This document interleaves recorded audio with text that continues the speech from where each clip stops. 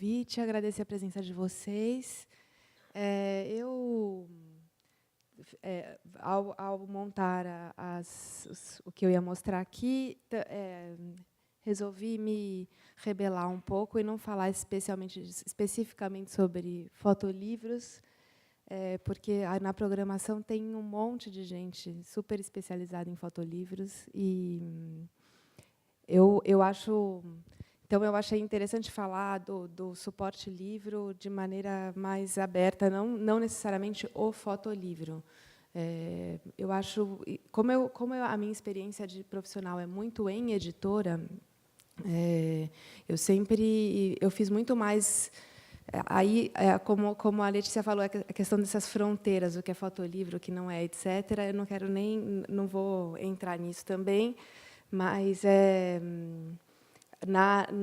no tempo que eu estava na COSAC, na IFE, tinha muito a coisa dos fotógrafos chegarem para fazer o livro da vida, né, e não um ensaio o que seria um livro que é uma única narrativa de um único ensaio, que ele em si é uma obra, né. Então tinha muito mais essa lógica de fazer um livro retrospectivo de carreira, como é o livro do Cal, que ele teve aqui há pouco tempo, como é o livro do Walter Carvalho, como é o livro... O Miguel Rio Branco, não, ele fez realmente fotolivros, né, na COSAC. Os livros dele são sempre mais com esse perfil de ter um único ensaio coerente como uma narrativa única. Isso, inclusive, era uma discussão enorme lá para nós, porque a gente... também se você às vezes tinha artistas muito jovens querendo fazer um livro retrospectivo de carreira, então o sentido desse livro, esse livro que tem uma tiragem maior e ele vai ficar, e ao mesmo tempo o artista está atuando, e daqui 5 anos esse livro já fica obsoleto nesse projeto de ser o livro de carreira. Enfim, aí teve uma experiência de fazer uma coleçãozinha, há muitos anos atrás, uma experiência de fazer uma coleçãozinha que chamava Foto Portátil, que era um suporte fixo, sanfonado, e da gente chamar fotógrafos para ocupar aquele suporte. Daí tinha várias ocupações diferentes. Eu lembro o da Rosângela Renault, por exemplo, é um livrinho que ficou super legal como discurso, como relação com o suporte. Então, uma tentativa de inverter, né? Em vez de pegar do artista chegar com a obra inteira para fazer um grande livro, a gente ter um suporte fixo, fechado, e propor para os artistas. Enfim, tem muitas discussões possíveis nessa ideia do livro de fotografia, mas eu acho que o interessante para vocês, imagino que a curiosidade de vocês é conhecer um pouco do meu trabalho. Então, separei livros em geral, assim, não necessariamente fotolivros. Vou tentar também falar rápido, porque vocês devem ter aí curiosidades em relação à COSAC, à UBU e as coisas que estão rolando nesse mundo editorial. Esse livro é um livro que saiu no começo desse ano, que é um livro do artista Márcio Galan. Isso aqui não é um livro, né? Isso é uma obra dele. Até poderia ser um livro, talvez. Então, eu vou mostrar alguns projetos e tentando falar da maneira como o design do livro e a forma do livro tenta se relacionar com um conteúdo, e, nesse caso, eu estou chamando de conteúdo ou a obra de um artista, ou um texto literário, etc. Então, o Márcio Galan, ele é um artista que trabalha muito com a ideia de ilusão visual, né? Então, isso aqui, por exemplo, é um bloco de concreto e tem essas marcas como se essa tira tivesse antes no concreto, só que essa tira é de metal rígido, e isso nunca, né, isso é montado para ser assim. Então, ele tem várias obras que tratam da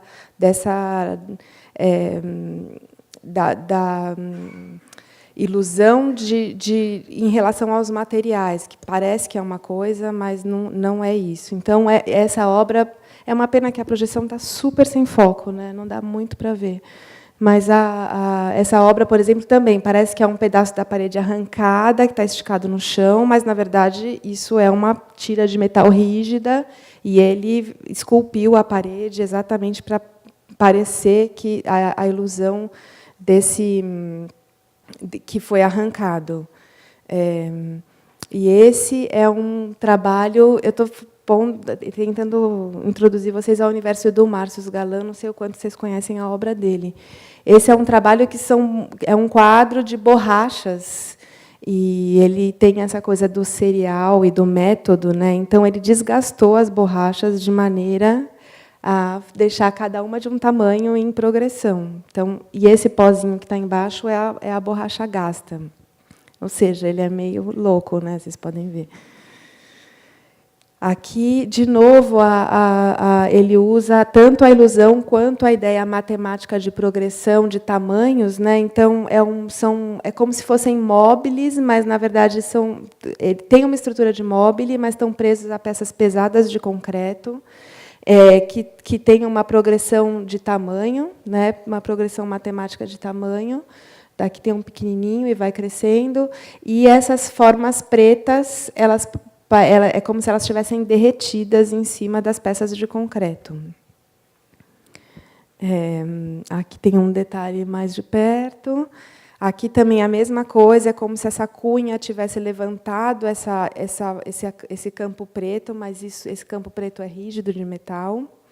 E essa que eu acho que é a obra mais famosa dele, talvez vocês já tenham visto, que é o Seção Diagonal, que ele pega uma sala inteiramente branca, nem sempre é branca, uma sala do lugar de exposição, e quando você entra no ambiente, você tem a certeza de que tem um vidro cortando a sala e separando dois ambientes, porque tem uma diferença de cor, mas, na verdade, é só uma diferença de cor. A sala é totalmente... Não tem nada aqui, não existe nenhuma superfície aqui nesse plano diagonal.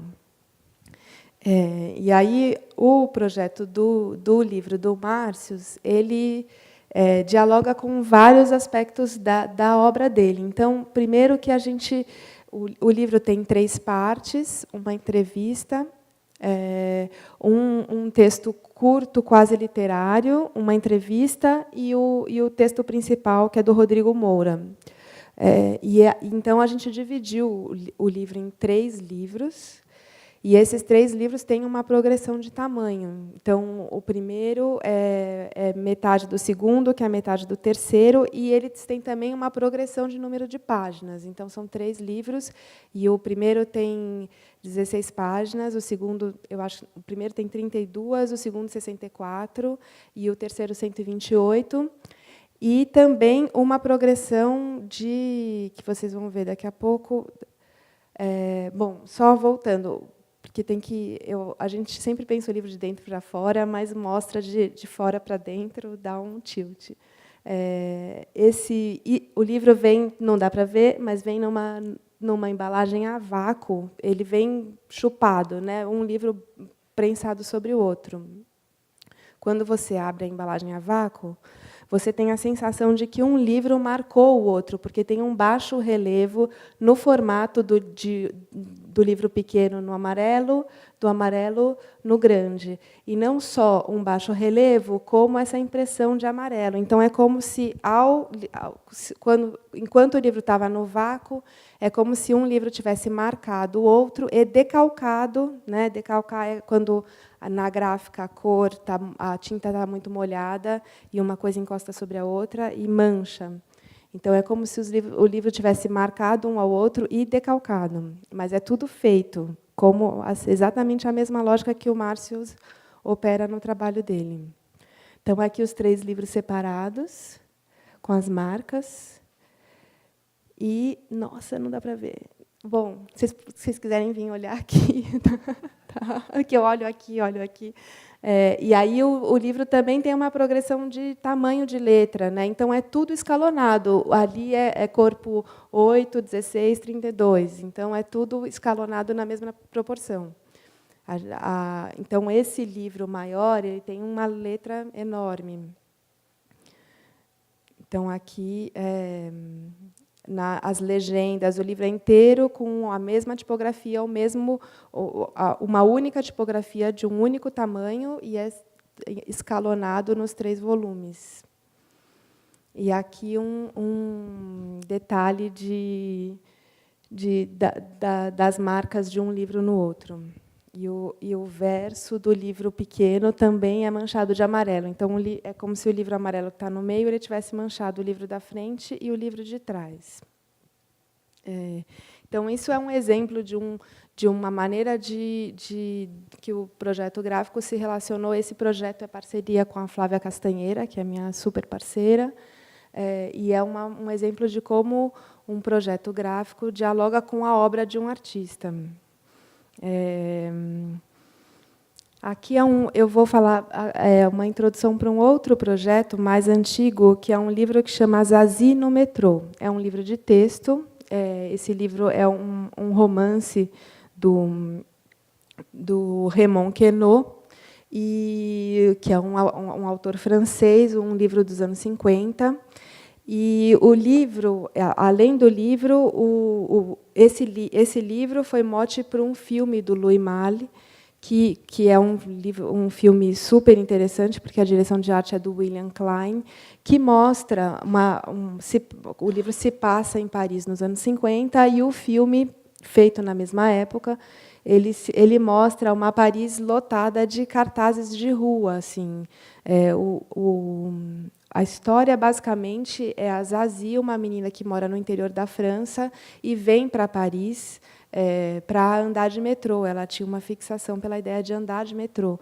Só que ela chega em Paris e o metrô está em greve e ela fica zanzando pela cidade, vivendo várias aventuras e situações. O livro é muito experimental, porque o Raymond Queneau é de um grupo de franceses que tem... enfim, conhecido, que chama Oulipo, que tem experimentação de linguagem. Então, o livro, ao mesmo tempo que tem referências super eruditas, ele tem ele tem palavras, neologismos, né, palavras inventadas, palavras escritas como se fala, com a grafia errada, entre aspas. Então, o texto já tem um caráter experimental na origem. E aí o projeto do livro, basicamente, o livro, como ele toma forma nessa edição, ele é muito simples, é um livro todo branco, e ele é em papel bíblia, então ele é bem molinho. E ele é a ideia do projeto era traduzir para a forma do livro esse ambiente urbano que é o cenário da narrativa, né? Então, o tempo todo ele está falando de uma Paris caótica e polifônica, e a questão dos desencontros de linguagem. Então, o livro ele é muito simples, todo branquinho, mas por trás do texto tem um ruído, porque basicamente, o livro ele é impresso com encadernação francesa, né, com as páginas dobradas, e não dá para ver nada aí, mas você, ao folhear, você vê através da página, na transparência do papel, que embaixo das páginas tem imagens. E essas imagens são detalhes de cartazes franceses dos anos 50. É uma época da cartazística francesa super famosa, que tem entre Cassandre, que vem um pouco antes, e Robert Massin, que é um designer super conhecido também, que fez muito cartaz. Então, eu fiz uma pesquisa desses cartazes franceses, recortei fragmentos. Então, por trás do texto, você vê, através do papel, você entrevê, através do papel, essas imagens gráficas recortadas. Então, um projeto que tem uma relação muito delicada, e o texto está íntegro, legível, etc., mas ele tenta ter um diálogo com o sentido do texto. Então, se você olhar por dentro das páginas, você vai ver que elas estão todas impressas, sendo que o livro ele é inteiro impresso em offset, um por uma cor, ou seja, uma entrada de máquina só de cada lado, uma bateria da máquina só de cada lado. Só que em um dos lados a gente colocou 2 cores na bateria do offset, então ela é o que se chama processo íris, né, que a impressão fica manchada com o encontro das tintas entrando na máquina. Não sei se dá para entender, assim fica muito abstrato, mas vai dar para ver. Então, isso, com a dobra e com a encadernação, resulta num livro que a parte de cima é vermelha e a parte de baixo é azul. E a lógica aberta é isso. Ele tem uma sobrecapa, se você abrir a sobrecapa, dá nisso. Opa, eu estou vendo aqui, diferente de vocês. Dá nisso, que é uma montagem a partir de um cartaz francês, e mostra a lógica que é feito, todo o miolo do livro é feito nessa lógica, só que você nunca vê assim, porque ele está dobrado e fechado. Esse é um outro projeto, também de literatura, que chama Avenida Nevsky, que é um livro do Gogol, escrito em 1830, e é uma novela curta que se passa na Avenida São Petersburgo, na Avenida Nevsky, em São Petersburgo. E, basicamente, é uma novelinha que tem um passeio pela avenida, que é a avenida principal de São Petersburgo, uma avenida super famosa, que, na época, era uma avenida chiquérrima, que era um símbolo de ostentação social, onde tinham as lojas mais chiques, etc. E esse passeio na avenida, ele usa esse passeio na avenida para fazer um retrato social da Rússia na época. Então, a edição, ela, além desse texto principal, que é o Avenida Nevsky, ele tem um outro ensaio que chama Notas de Petersburgo, também do Gogol, da mesma época, que aí é um ensaio e não ficção. Então, basicamente, o livro a gente fez separado em 2 volumes, um com notas e o outro com o texto principal, que é o Avenida Nevsky, e ele vem embrulhado na reprodução de um jornal russo da época, um pouco por conta desse caráter do texto de falar sobre o cotidiano da cidade, de fazer um retrato social. Então, vem embrulhado num jornal russo, e quando você abre o livro...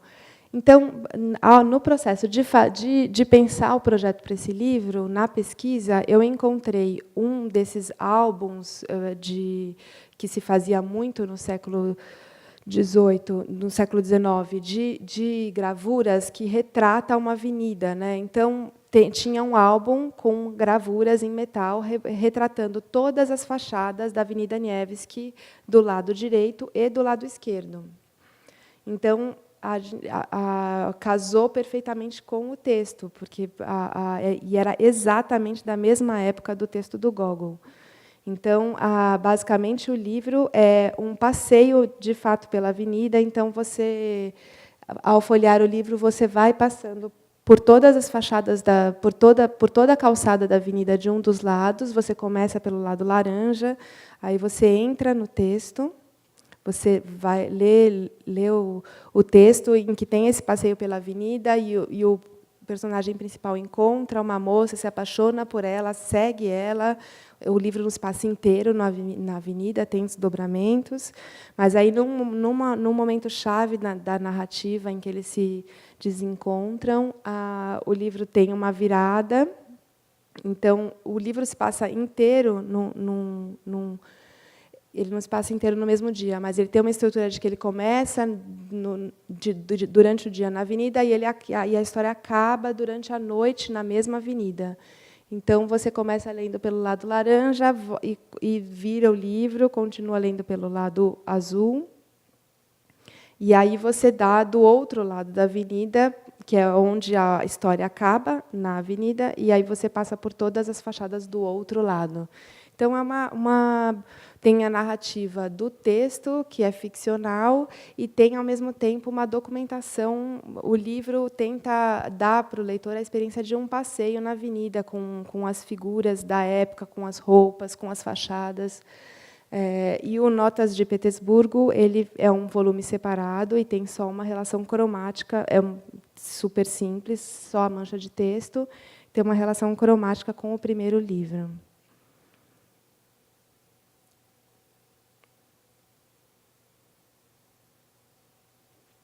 Fechando. Esse é um livro dessa série de livros de ficção, que isso, na COSAC, era uma série de livros que a gente acabou chamando de coleção particular, que começou com o Bartleby, que é um livro que eu nem vou mostrar aqui, porque eu mostro sempre, mas que foi um primeiro, assim, de um livro que pegasse um texto curto e fizesse da relação com o texto, usasse o livro como objeto, construindo uma relação com um texto mais experimental. Então, ao longo dos anos, a gente fez alguns livros que tinham essa pegada, assim, e esse foi talvez o último dessa coleção particular, entre aspas, que é O Passageiro Secreto, um texto do Conrad, que se passa em 1909 e fala de uma... basicamente, a história é um capitão de um navio que está no meio do mar e, de repente, ele está no convés à noite, sozinho, e ele vê um náufrago no mar e ele ajuda esse cara entra no navio, ele está nu, e aí eles dois começam a conversar, e o cara, na verdade, é um fugitivo, ele teve uma outra história num outro navio, em que ele foi acusado de ter matado uma pessoa no outro navio, mas isso você vai descobrindo ao longo da narrativa, tem todo um mistério, quem é esse cara, de onde ele veio, mas, basicamente, esse capitão acolhe esse cara, só que ele não pode, ninguém do navio pode saber que ele está no navio, e o capitão, ele se identifica com esse cara. Isso é super intrigante na história, porque ele se identifica com esse cara, ele tem um espelhamento com esse cara, daí ele empresta as roupas dele para o cara, então ele fica o tempo todo se vendo no náufrago. E ele esconde esse cara na cabine dele. Então, basicamente, o projeto ele lida com a ideia desse duplo, desse espelhamento dos dois personagens que se espelham, que são parecidos fisicamente, que usam a mesma roupa, e o confinamento, porque o cara fica escondido dentro da cabine e várias horas ele é quase descoberto, ele fica, a cabine é mínima e ele fica escondido lá dentro, numa reentrança da cabine. Então, este livro é um livro que a gente chamou a Adriane Gallinari para ilustrar. Então, a ideia aqui foi fazer o livro ilustrado por uma artista plástica, e o livro ele tem uma dobra a mais, uma reentrança. Então, ele tem as páginas dobradas, aqui vocês vão conseguir entender. Ele tem uma dobra a mais no corte. Então, o livro acontece normalmente na página de texto, né, aqui. Ele acontece normalmente, é uma mancha de texto super simples, que passa por todas as páginas, mas, ao virar uma página em outra, tem uma reentrança, em que tem os desenhos da Adriane, que tratam sempre da ideia de espelhamento, porque já o espelhamento, o livro é espelhado, é um espelhamento duplo, porque é uma reentrança do livro, e os desenhos também brincam com o espelhamento. Então, o livro tem... Aí, aqui, o livro dá para entender a lógica dele, aí tem uma impressão em azul por dentro, e os desenhos acontecem nessa dobra a mais. Eu selecionei uns projetos assim variados. Então, esse é um outro projeto que É totalmente uma outra lógica, né? Esse projeto é um livro do Tunga, feito com... que aí é uma experiência que a gente fez na época na COSAC, de livro de artista. Então, esse livro é um livro caríssimo, com uma tiragem super pequena, numerado, assinado e tal. Então, é um livro que flerta mais com o circuito mais artesanal do livro de artista limitado. É um livro de poemas da Esther Feingold com ilustrações do Tunga. Então, e aqui a minha participação no livro basicamente foi juntar as duas coisas, mas a minha ideia para o livro foi imprimir os desenhos do Tunga e os poemas da Esther. Bom, são poemas eróticos e desenhos eróticos, e aí as duas coisas são impressas em tinta de carbono, que é uma tinta que não seca nunca, né? Porque ela é feita para não secar, tipo essas quadrados que tinha antigamente atrás de nota fiscal. E aí, com isso, tanto o poema decalca nos desenhos, quanto os desenhos decalcam no poema. Então, é um livro vivo, digamos, entre aspas, em que, com o manuseio, mesmo sem manusear, ao ficar prensado, o desenho e o poema se contaminam, eles vão decalcando um no outro. Então, aqui tem um detalhe aproximado dessa interação que acontece no livro entre o poema e os desenhos. Aí eu trouxe o livro do Cal, já que ele esteve aqui, não sei se ele falou disso com vocês, imagino que não, mas o livro do Cal aí sim, é um livro retrospectivo de carreira, que tem vários ensaios, e tem o desafio de, como o livro, tratar também de vídeo, né, que é sempre um desafio para livro tratar de imagem em movimento. E o livro ele tem um ensaio inicial e final, e a capa também, que são impressos em papel preto, com tinta prata. A tinta prata é uma tinta que é mais... as tintas metálicas são as tintas mais opacas, né? O offset, normalmente, a tinta é super transparente, ela conta como base o branco, mas as tintas metálicas são bem mais opacas.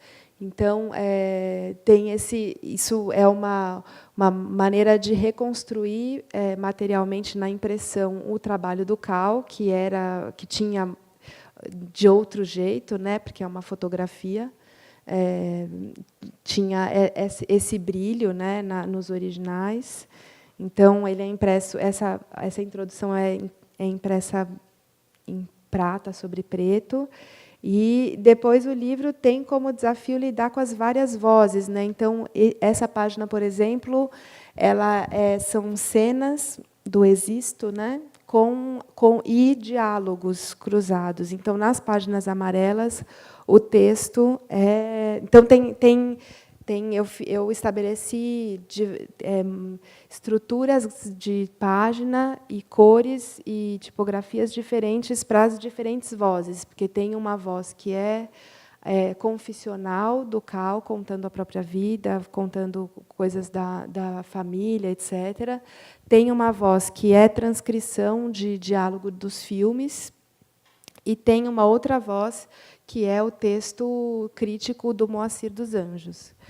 Então, aqui é o filme, aqui é como entra o texto do Moacir, que é um texto corrido e ilustrado, aí tem uma versão pequenininha das fotos que estão maiores ao longo do resto do livro. E aqui é um dos trabalhos do Cal, que chama Alfabeto, que entram como um encarte dentro de uma outra obra que também fala de palavras, né? Que é essa obra que ele corta palavras do dicionário. Então, o livro, o tempo todo, tenta construir relações entre as obras e, ao mesmo tempo, ter ao mesmo tempo que ele diferencia, ele relaciona, né? Então, o desafio era deixar claro para o leitor o que era a separação entre as várias vozes de texto, e, ao mesmo tempo, a conseguir reproduzir as obras, tendo elas uma estrutura própria e sendo muito variadas, né? Porque tem vídeo, tem foto, como esse livreto, tem a questão do texto, tem foto que é documental, tem foto que é super abstrata. Então, tentar dar conta da diversidade do trabalho do Cal, juntando num livro.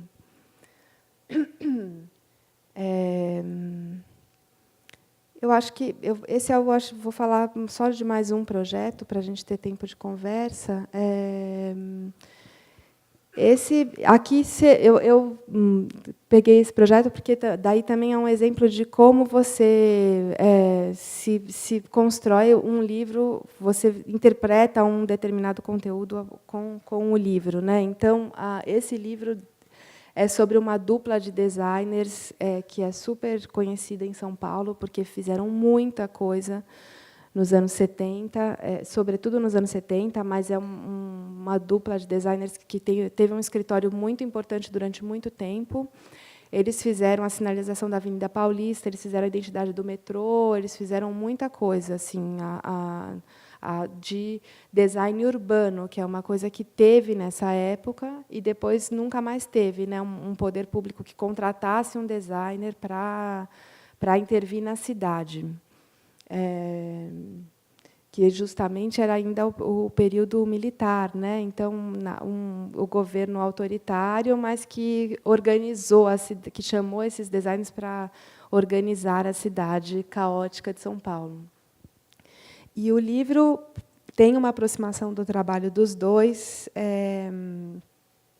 começando com esse ensaio, que na verdade são dois ensaios que estão cruzados na introdução do livro. Um deles são fotos de Brasília na época da construção, porque o próprio João Carlos Calduro foi a Brasília na época e tirou essas fotos.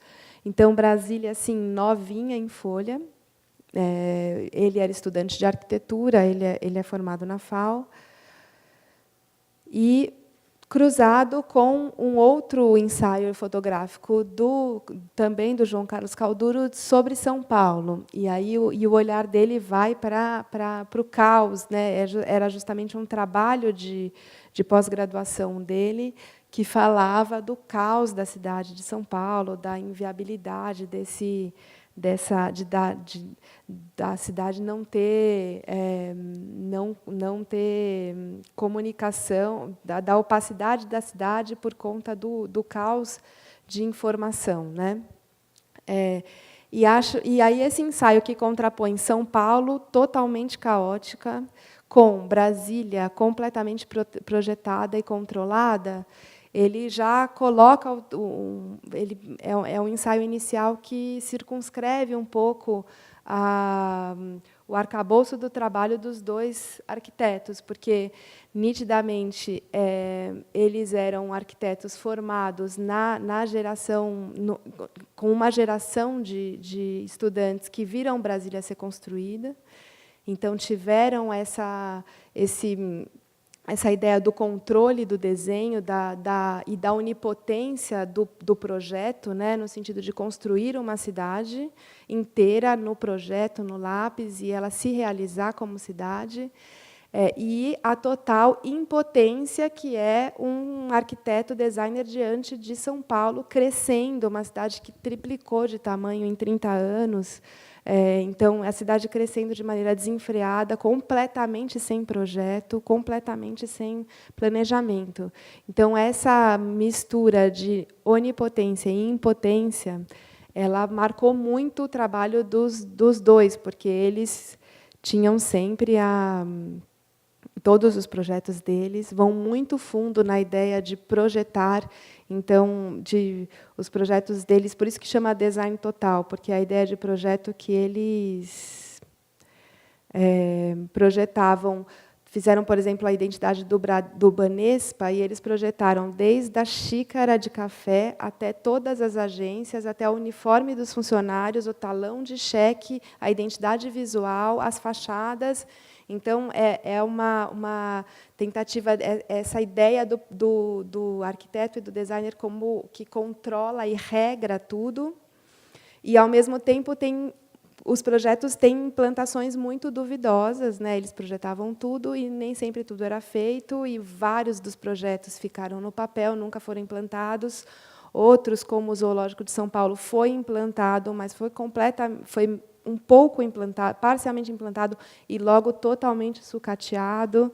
Então, tem essa frustração eles viveram muito essa frustração de acreditar no projeto e ter um embate com o poder público e com a realidade, e não chegar, e isso não se realizar na profundidade que eles planejavam, né? E aí o livro ele é inteiramente uma colcha de imagens. Todas as páginas têm imagens sangrando. E o texto ele se dá numa faixa branca com texto verde, não dá nem para ver, mas ali é um texto. Então, quando a gente pesquisou no acervo do Calduro, e o autor do livro, que fez junto comigo o projeto, me mostrou as coisas, tem uma coisa fascinante, que ele que é o que é para nós a geração que fazia tudo à mão, né? Então, desde as letras, das tipografias, de tudo, de todas as placas do metrô, de todos os mapas, é tudo feito à mão. Então, a gente usou muito o material das pranchas deles, sempre no tamanho real, sempre em 100%, sempre que possível, tem coisa que é slide e tal. Mas, então, o livro ele é como uma janela que passa por cima dos originais dele. Então, aqui, por exemplo, é um mapa de estudo do metrô. Isso é super colorido, essas linhas. Então, é tudo cortado, porque é sempre a prancha original 100%. E o texto atravessa as páginas.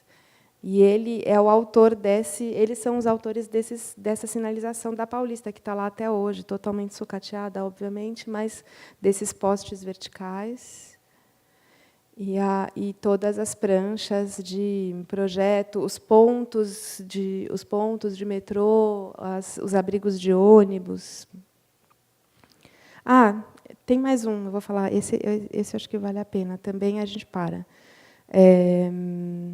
Esse é um projeto que é sobre os 50 anos de atividade como galerista da Raquel Arnaud, que é uma galerista importante lá em São Paulo, que teve uma atuação, lançou muitos artistas, enfim, tem uma carreira como galerista que foi marcante para o contexto das artes lá. E é um livro que marca esses 50 anos e que é também o registro de uma exposição. Então, o livro, basicamente, são 2 volumes. O primeiro volume é um passeio por essa exposição. A exposição foi inteira fotografada, e o livro é um passeio contínuo pelas paredes da exposição. O livro, de novo, é dobrado, então é contínuo mesmo, né? As páginas são dobradas e você vai passeando pela exposição. E o outro livro é uma linha do tempo com as atividades que a Raquel fez. Agora, a exposição não dá para ver nada, né? Tem uns textos, umas linhas aqui. Na exposição, a Raquel ela quis fazer a exposição sem legenda. Tinha um guia para você identificar as obras, mas, basicamente, não tinha legenda do lado das obras. E ela, quando quis fazer o livro, ela achava essa questão importante, porque ela lançou muitos artistas que ficaram muito famosos. A exposição tinha muitas obras icônicas, então é um pouco como se dispensasse a legenda, mas também um pouco a ideia de você ter um contato com a obra, independentemente da mediação da legenda. Então, o primeiro livro ele é um passeio pela exposição sem identificação nenhuma. E o segundo livro ele tem a linha do tempo e um desenho das obras do primeiro livro com as legendas. Só que o primeiro livro e o segundo livro, na verdade, são o mesmo livro, impresso 2 vezes, um dobrado de um lado e o outro para um lado e o outro dobrado para o outro lado. Ou seja, esse livro laranja, ele tem o livro cinza por dentro, e o livro cinza tem o livro laranja por dentro. Então, dentro dessa capa laranja está a capa do livro cinza e assim por diante. Então, em vez de imprimir 2 livros, é a tiragem dobrada do mesmo livro, e ele então é um direito e um avesso. E a ideia é reforçar essa relação entre a vida da Raquel Arnaud e o trabalho que ela fez e a carreira desses artistas como uma coisa que é intercambiável, que tem uma relação muito próxima. Bom, eu vou parar para a gente ter tempo de conversar, não é isso? Como estamos de tempo? De bater papo, né? Tá. Tá bom. Então é isso.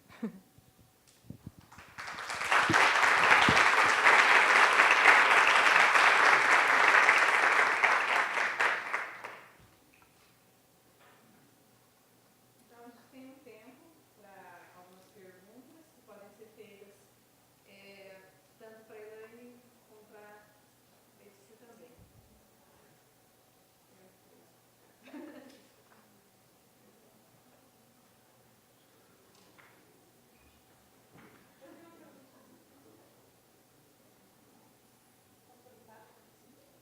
Naquele primeiro trabalho que mostrou do artista Do Márcio Galo. ele participa de alguma forma nisso? Foi uma proposta do fato de você, assim, nessa concepção Não, gráfica? sim, é enfim, eu acho que até nesse caso a ideia do projeto veio mais da gente, mas totalmente em diálogo com ele o tempo todo, totalmente. E ele super abraçou a ideia, porque é um livro bem radical, assim, né? Ele super abraçou a ideia, participou do... Tá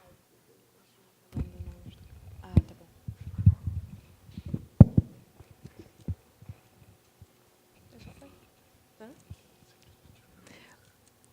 Enfim, o Márcio participou totalmente do processo. O livro os livros de artistas, a menos que se o artista está vivo, realmente é uma interação muito direta, assim, né? Muito intensa. Tinha uma pergunta ali.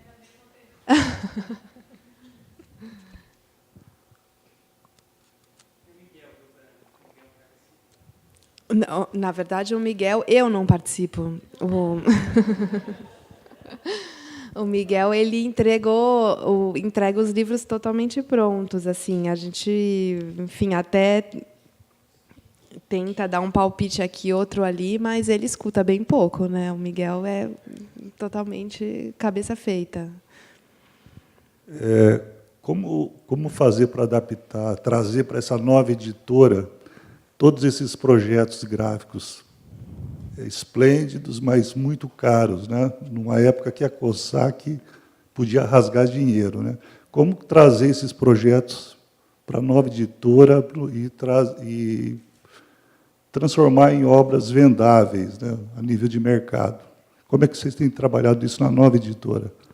Então, na verdade, essa ideia de que a COSAC rasgava dinheiro não é bem assim. Não, sim, tinha dinheiro para rasgar e rasgou dinheiro de fato. Agora, a COSAC ela tinha alguns projetos que o Charles COSAC realmente abraçava e bancava, etc. Mas o meu cotidiano na COSAC era completamente assim. Os projetos do Charles eram uma exceção. Eu trabalhava numa editora completamente comercial, no sentido de que eu tinha uma restrição de custo altíssima. Agora, os livros de arte na COSAC, assim como serão na UBU, eles tinham financiamento.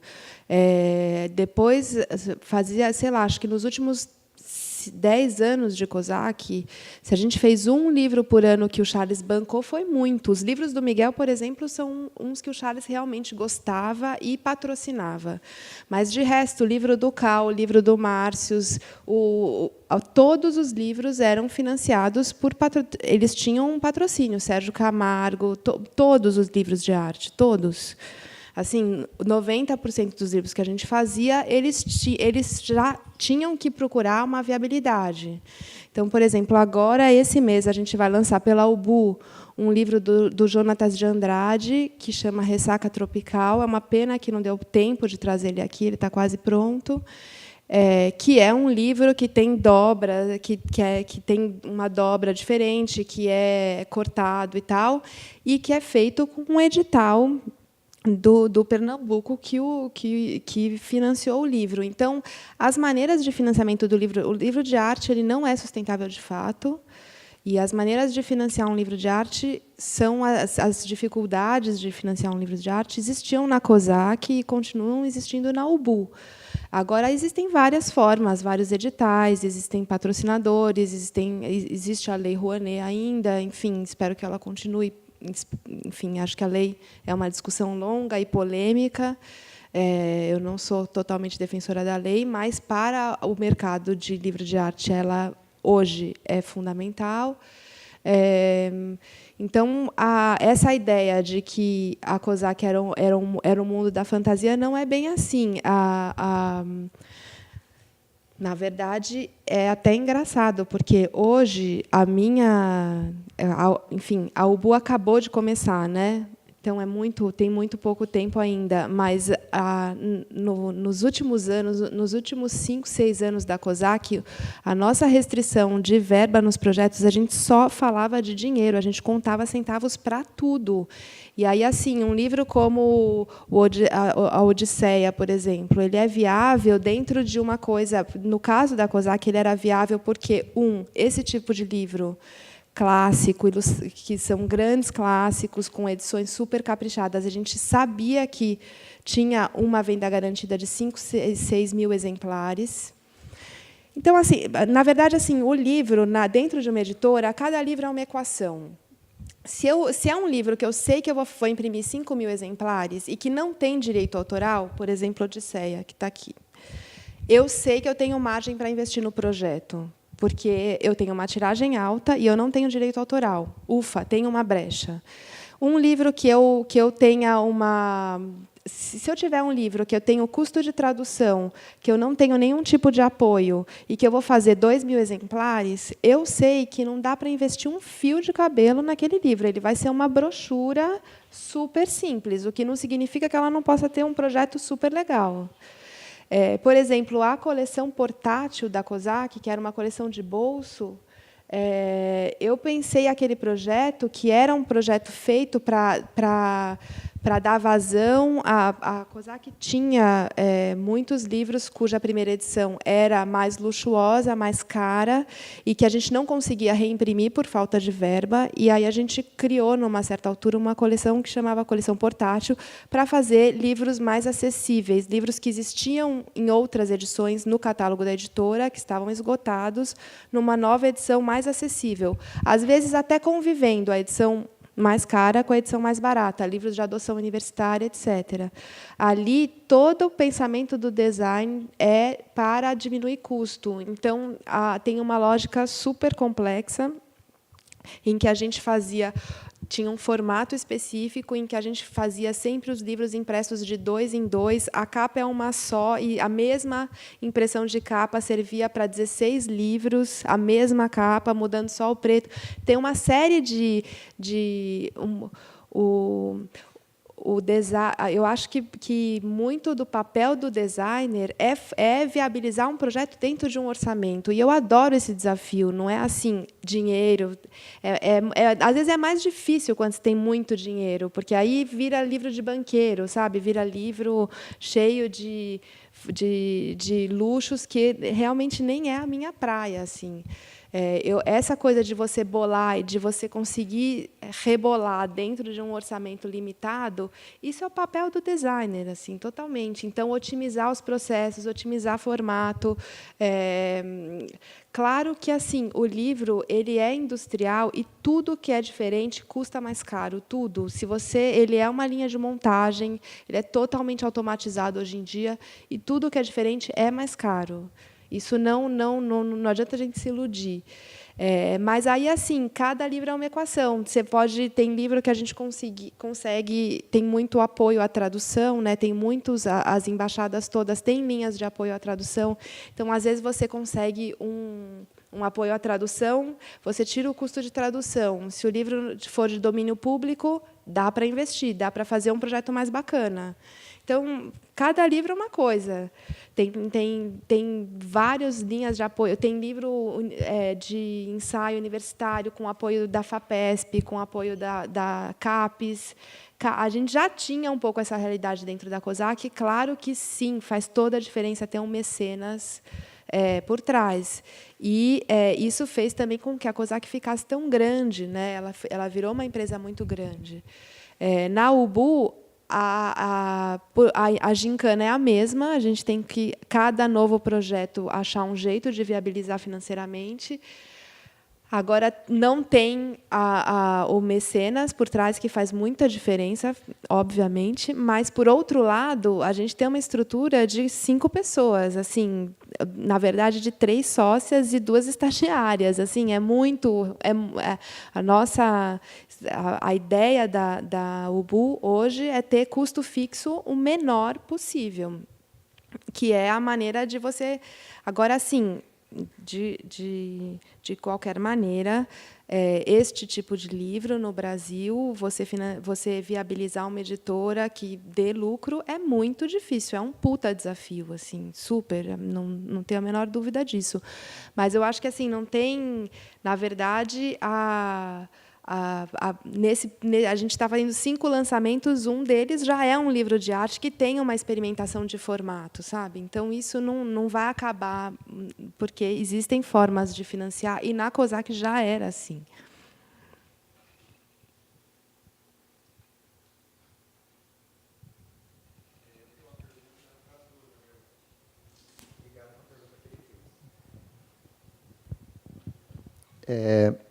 Eu comprei esse livro da Odisseia da COSAC, só que com a capa dura, aquele amarelo. Só que eu comprei mais pela tradução do que pelo design, né, que me interessa mais o texto. Eu sou uma pessoa que quer publicar sozinho, publicar com o meu próprio dinheiro, só que eu não sei nada sobre edição, design, e eu queria perguntar para as duas, se vocês fossem fazer uma publicação da forma mais barata possível, assim, por exemplo, talvez com alguma arte assim que seja possível, qual o caminho que vocês tomariam as duas? Porque você tem uma experiência mais no livro de arte mais Desculpa, caro. Qual o quê?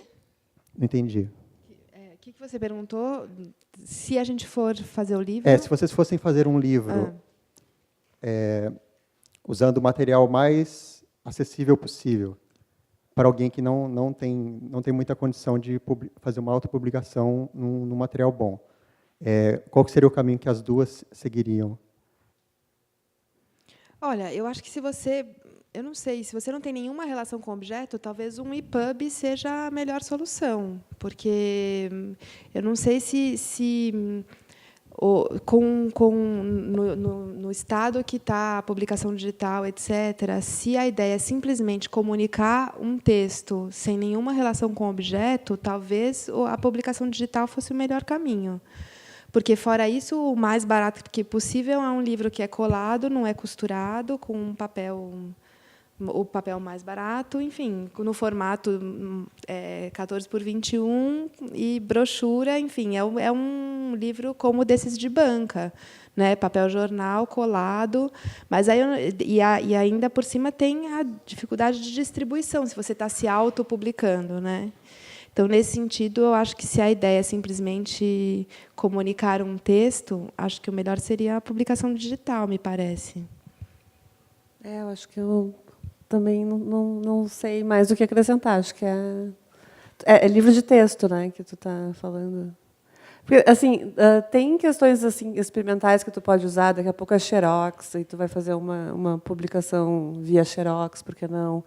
Tem a risografia, que é uma forma de publicação que são baratas e que são usadas, né, independente. Daqui a pouco é um caminho viável, tem que ver também a questão, que nem ela falou, a questão de cada livro é uma equação também, que tiragem que tu quer fazer, que público que tu quer atingir, né?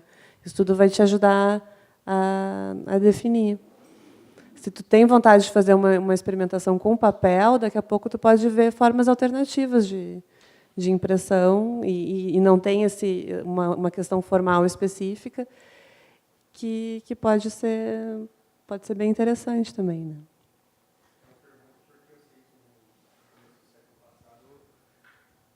Alguns autores publicavam folhetins no papel mais simples possível, ou então o Stephen King tinha uma, eu não sei qual que é o nome, tipografia no porão dele, que ele mesmo passava a tinta lá e fazia o livro manualmente, mas era só isso que eu queria saber mesmo.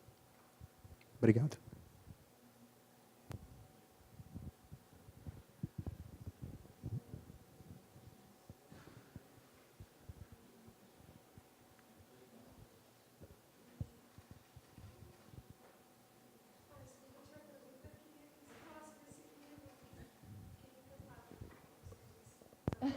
Continua falando, né? A gente tem.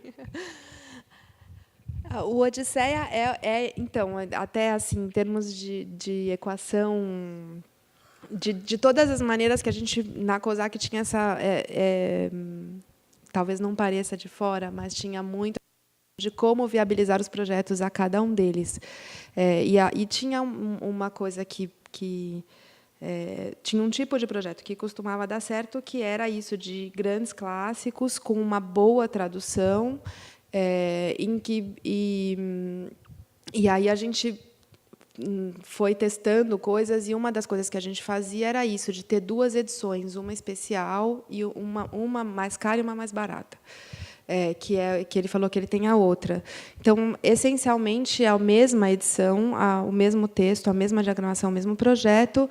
Neste caso do Odisseia, a gente testou essa equação de 2 edições da mesma obra de vários jeitos, mas, essencialmente, a questão é que as 2 edições elas têm que se ajudar financeiramente. Então, o desafio do design era fazer 2 edições diferentes, mas em que a parte mais custosa do livro, que é a impressão em offset do miolo de 500 a 600 páginas, como Odisseia, fosse a mesma. Então, as entradas de máquina todas, do tempo de impressão, que é o grande custo, né, o principal custo do livro, ele fosse um único. Porque, assim, não sei o quanto isso às vezes a gente tem já um raciocínio, quem não tem experiência com impressão não consegue entender exatamente, mas quando você está falando de um processo industrial como offset, se você imprimir 500 ou se você imprimir 5.000, o custo não vai de 1 para 10, o custo vai de 1 para 3. Assim, os acertos, entrar em máquina e acertar a máquina, demora mais tempo do que rodar a tiragem. Então, se você orçar esse livro 500 exemplares ou 5.000 exemplares, provavelmente a relação de custo vai ser 1 para 3.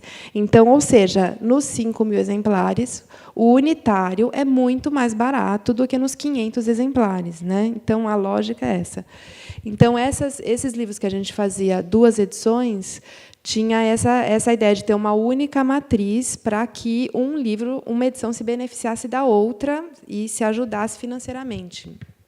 Então, basicamente, no caso do Odisseia, o que muda é a capa, que é capa dura só capa dura, o outro é capa dura com sobrecapa, e um tem ilustração só no começo e o outro tem ilustração ao longo do livro. Eu vou mostrar como.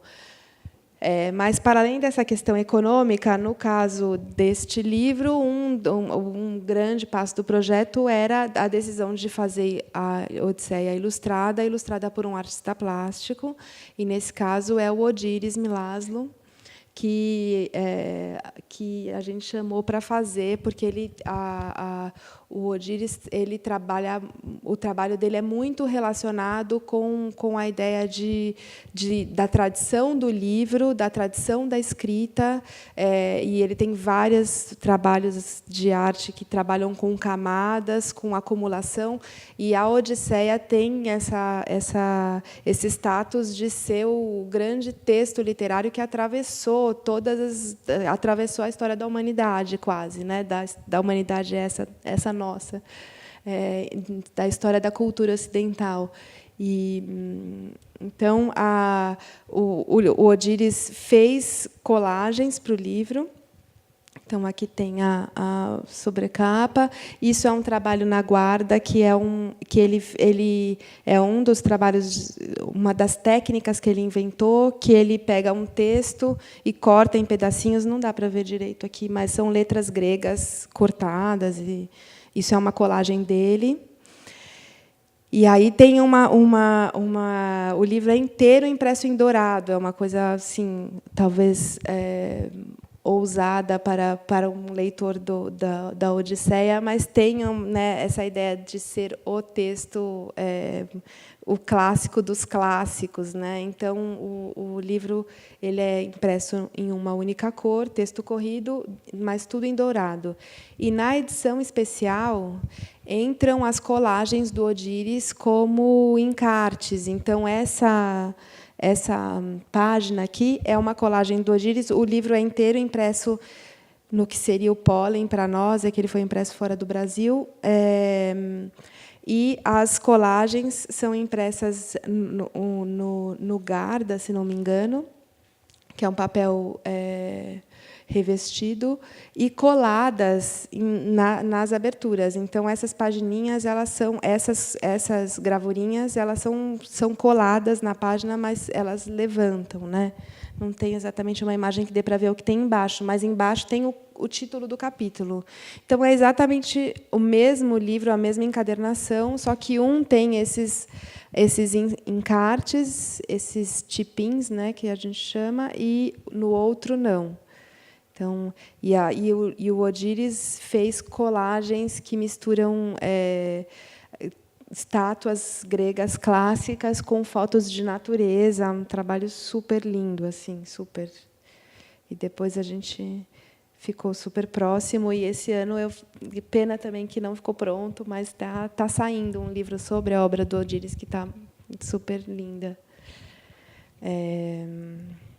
Bom, é isso.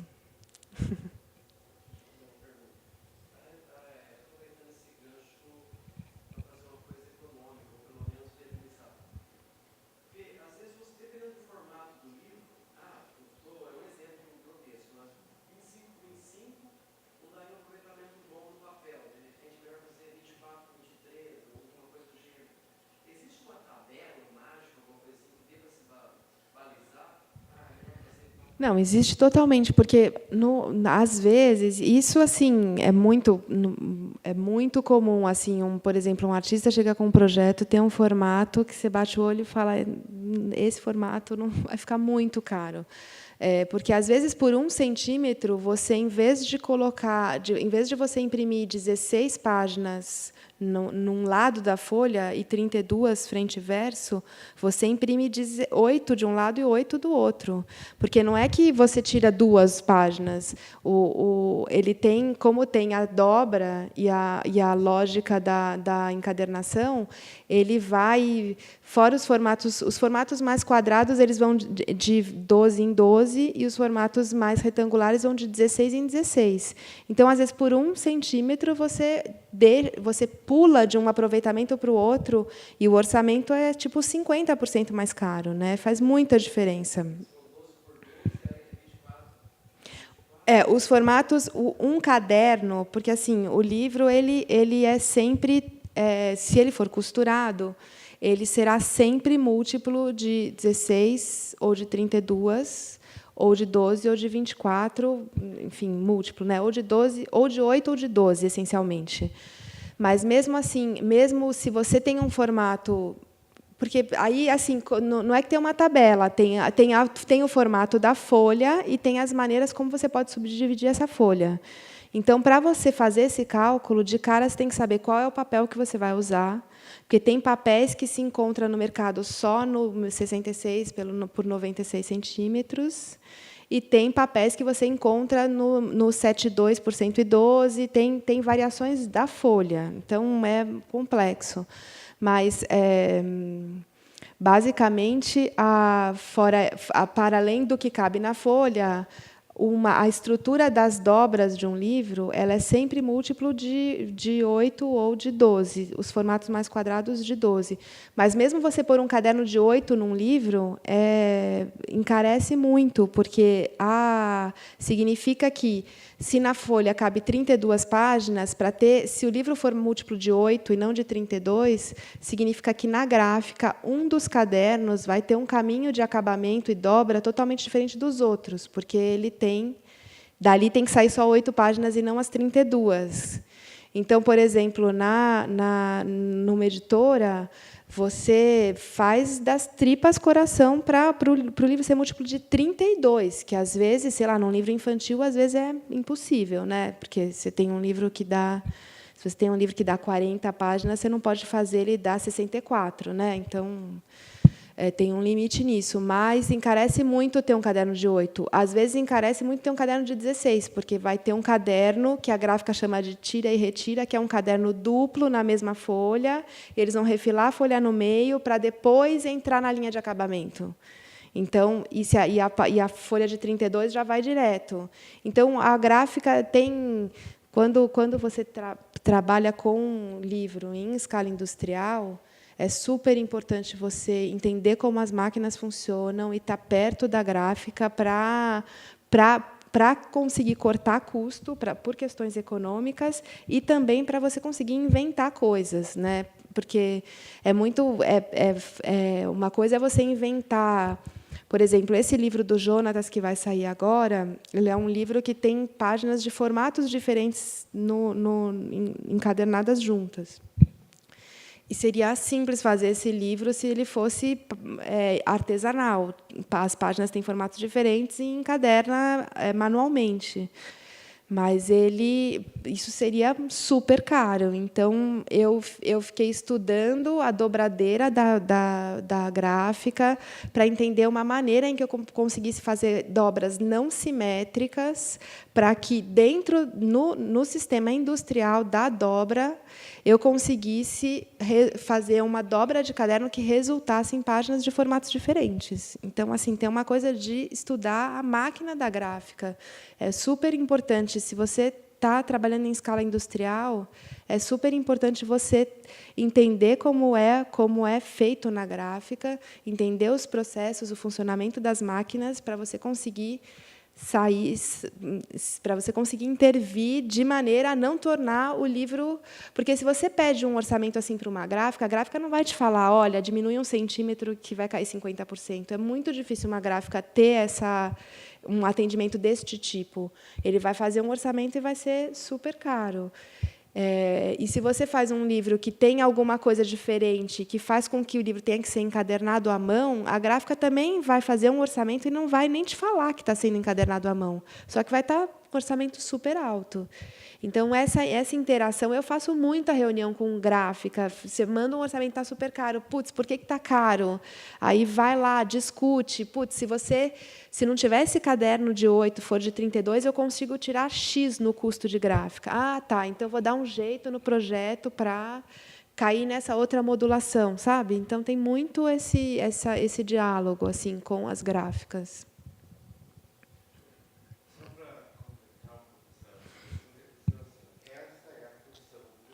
Exatamente.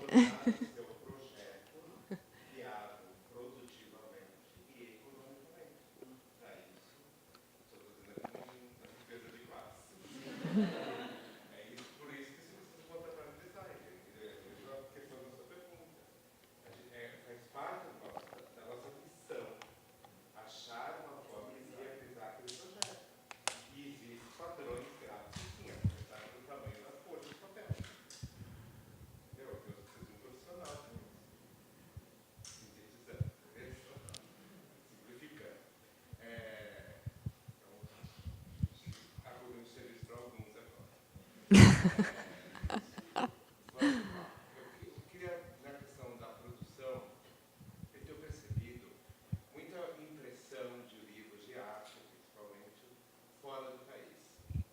Né? Muita impressão em Portugal, acho que é no print, acho que é uma... Norprint, é. Né?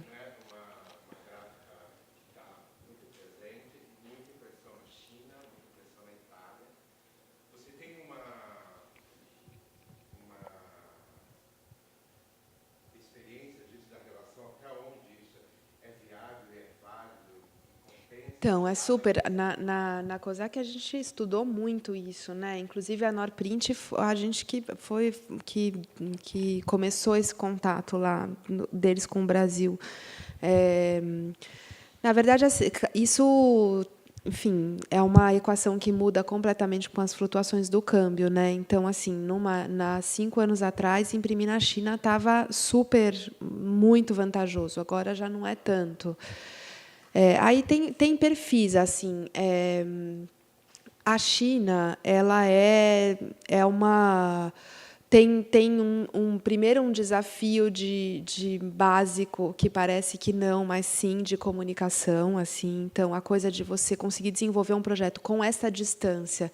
E, por mais que a pessoa que vai te atender, no nosso caso, na editora, a representante da gráfica chinesa que nos atendia era brasileira.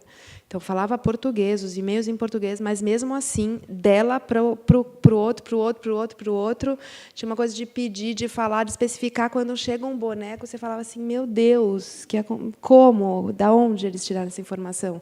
Tem uma dificuldade de comunicação, de entendimento no projeto, tem que ter prazo. Bom, primeira coisa é ter que ter prazo, né? Porque para chegar ao livro leva 3 meses pelo menos. Então, assim, tem que ter uma programação mais a longo prazo. E a China normalmente é muito vantajosa em livros que têm coisas manuais. Então, a coisa, por exemplo, esse livro que tem as inserções das gravuras, isso é um tipo de livro que vai ter um orçamento melhor na China. A Norprint, imprimir na Europa, tem a questão, daí a comunicação é facílima. Então, assim, a questão de entender que a imagem tem que ser tratada para o papel, coisas que aqui no Brasil ou na China você tem que explicar 500 vezes, para eles é tipo, não precisa falar, porque é o óbvio. Com a Norprint a gente se deu super bem, assim. Agora também tem o tempo de importação.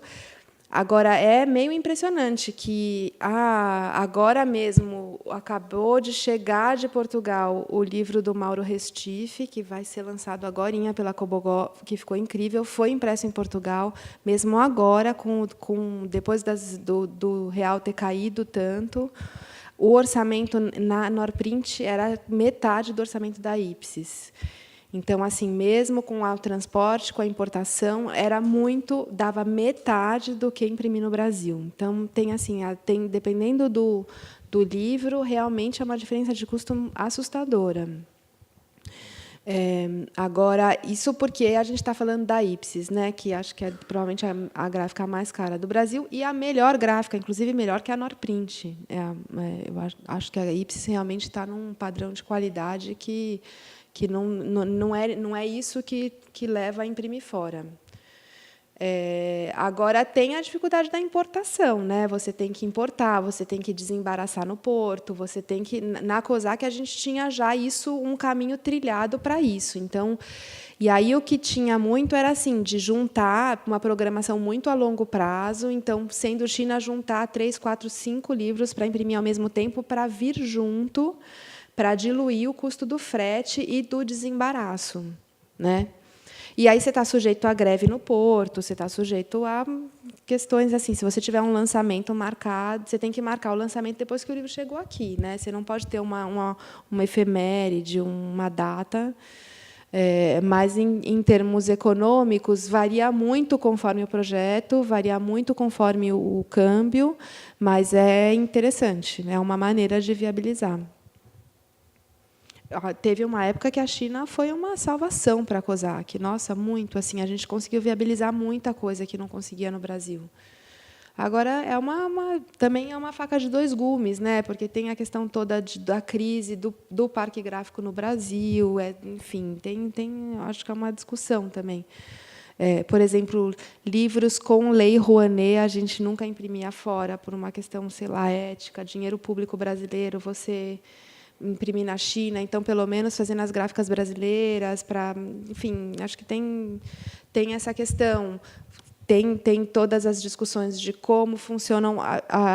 Enfim, acho que não é trabalho escravo. Inclusive, a Aline, produtora gráfica da COSAC, foi para a China, visitou as gráficas. Não é nada esse mito, assim, pelo menos no mercado de gráfica, nas gráficas que a gente trabalhava, com certeza não tinha uma coisa de trabalho escravo, desumano, nada disso. Mas, enfim, é uma realidade econômica de salários muito baixos, né, poucos direitos. Então, sei lá, tem essas questões que também estão aí para ser pensadas, mas é interessante economicamente. Trabalhoso, demorado, mas interessante.